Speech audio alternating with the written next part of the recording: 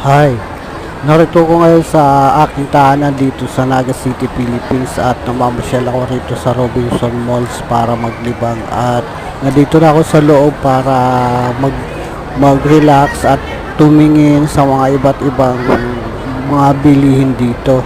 At napadaan ako dito sa mga gamit sa kusina. Nakakaaliw siyang tingnan at bilhin. Kaso hindi muna siya lahat bibili. Hindi muna ako bibili ng mga ganito dahil meron na rin ako at ito tinitignan ko pa rin kung sa susunod na pagpunta ko rito bibilhin ko na lang siya uli.